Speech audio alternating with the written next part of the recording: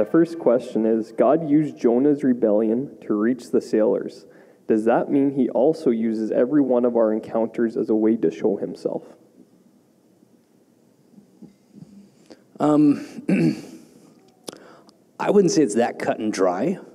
I think definitely God uses every one of our encounters in some way leading us, right? Like we often say sometimes we plant seeds in people, like, when we kind of have a meeting with somebody and maybe we don't we're just able to kind of like with that encounter, maybe just do something that would be just a blessing for that person. And that person knows that we're doing it because we follow Jesus. And that in itself can be just that little hint of reminder, or like we'd say, plant a seed. And it's like, this person who follows Jesus did something that was really nice to me. And it's like a seed. It's a little encounter that God is using.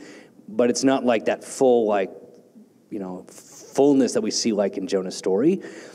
And we can't say for certain, I think that, that God is using every time we do something bad, that God is going to ultimately lead it in exactly this way, but we know that God is using his purposes somehow. It's a lot more mysterious. What do you think? I'll give an example, and this was something actually back in my day. So God can use, even in your sinful nature, he can use that for his will, obviously. But that doesn't give us an excuse to go out and rebel against him, being like, okay, I'm using this, and God's going to use the situation. So, for example, back in university, a lot of times I'd go out on the weekends with my friends, and my friends knew I was Christian. I'd be like, okay, God, they know I'm Christian. I'll go out, I'll go drinking with them. It's an excuse, right? Like my own personal intuition is I wanted to go do it. And I'm like, okay, well, they know I'm a Christian, even though I know it's sinful. Like God could use this situation if he wanted to preach to them. But that's not how we should go about doing it. We can't go and delve into our sin being like, okay, God, use this then. That's not how we should go about it. I love that example. Thanks for sharing, because it's both sides, right?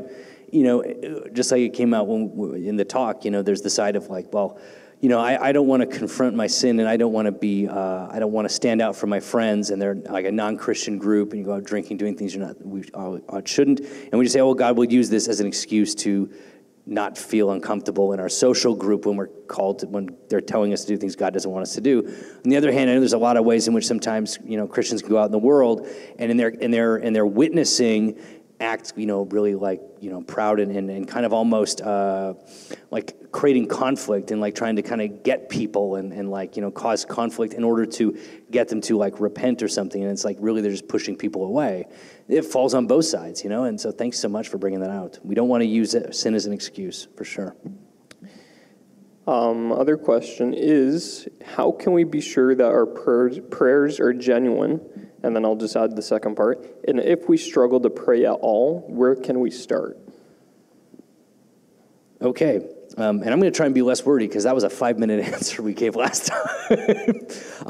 The second part of that question, where can we start if we're struggling with prayer? I think is like, well, we start with sincerity, like, what is on our heart? And if, we know God is listening to us, just speak to God, right? Like, whatever it is. And if it's hard, sometimes just like say it in the basic, easiest way. Like, if we're feeling a certain emotion, we're like, God, I'm hurting right now, or God, I'm angry right now. And that's how we can just starting by talking to God if it's really difficult for us to do so. Or I would just say like, God, I really don't want to pray right now. It's the last thing I want to do. Can you change my heart? God, I really don't want to do this. Admitting whatever is true going on in our hearts to him. The second thing, that's a really massive open-ended question. How are our prayers genuine? Like in Jonah's case, like it's divorced from, he's not being self-aware. Now, I'll maybe leave it at this aspect. We do need to be self-aware, right? Like if we're going to like say we go to the cross and we ask for God's forgiveness, that means we have some sort of self-awareness for a need for forgiveness. Right? And if we're not self-aware, then we're not going to be able to actually go to God sincerely. And that's what's happening in Jonah's case. So, thank you for that. Is virtue signaling a sin? Yes. It's pride. It's about lifting yourself, elevating yourself. It's self-focused. It's absolutely sinful. And it's funny because a lot of times in the world's eyes, so another example, is back when I had TikTok. Don't download that first off, but when I had Andrew, it, some things also you don't want to share publicly. when I had it, sometimes That was a big sin. yeah, I know. But you see videos of YouTubers or some other people, and they would go out, and their actions, what they were doing might be nice. They'd go out on the streets, and they'd hand just random homeless people maybe stacks of $10,000, $20,000. And to the world, you look at that, and you're like, okay, like that's a nice act. So the act itself might not be a sin, but it's intentions behind the act. Because most of these people, when they do it, virtue signaling, they want to raise themselves up. They want to say, hey, look what I have, look what I'm doing. I'm a good person. So it's kind of counterintuitive on how they're doing it. Thank you for that much-needed clarification, Andrew. I missed some of that in my answer for sure. Yeah, absolutely. Thank you. Observation, not a question. It seems like God is indirectly telling us who we should pursue and love. 1, people God places in our lives like the shipmates, and 2, people we dislike. And non-Ninevites, sorry. You got to love a good observation. No, that is true. God is pointing out, the outsiders in Jonah's midst who he's absolutely rejecting, who God is kind of saying like, hey, here are the people who should be you should be reaching out to. And it's the story of Israel. Israel's the people of God, and there's to be like a light that would like shine for the nations, so the nations could see, wow, look at Israel, the wonderful law, the wonderful, king, well, it wasn't a kingdom at first, but this wonderful nation. We want to be like them. Who is their God? That was the purpose of Israel, and that never happens. And it's like Jonah's story is like a microcosm of that. Thank you. And we have one final question, and this should be a fun one. What is the line we should apply between reaching the unbelievers or avoiding them?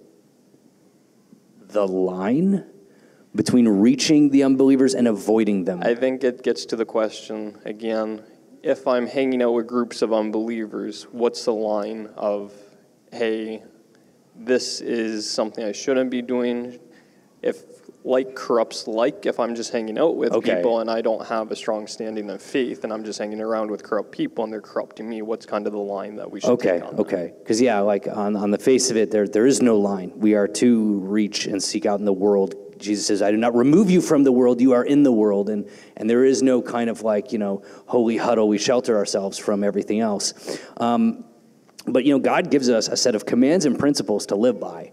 And as we are out in the world, we understand that distinction and that we live by God's standards and follow him. So there are going to be moments, and we feel them, we perceive them, and many times we just outright know them when we're in the midst of a crowd of people or a group of friends, and it's like they want to go do something, and I know when I can hear God saying, that's not what you're supposed to do. We're going to stand out like a sore thumb, like we just got drenched in red paint or something.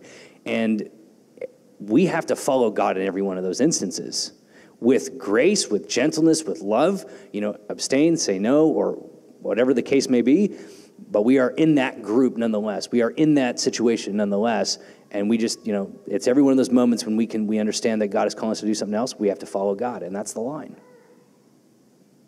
That's also one of those massive questions that we could go at and do a whole, dig through. So if you're maybe that person, you're like, I have a specific situation in mind, or you're just listening now and that relates to something you're going through, feel free to come and talk to us afterwards. You can talk to me sometime, and we can look at the specifics of what you're going through and help clarify that. Again, that's part of what we do as a church, right? We're brothers and sisters. We're like, hey, I have a group of friends. They want me to go do this. Should I do this?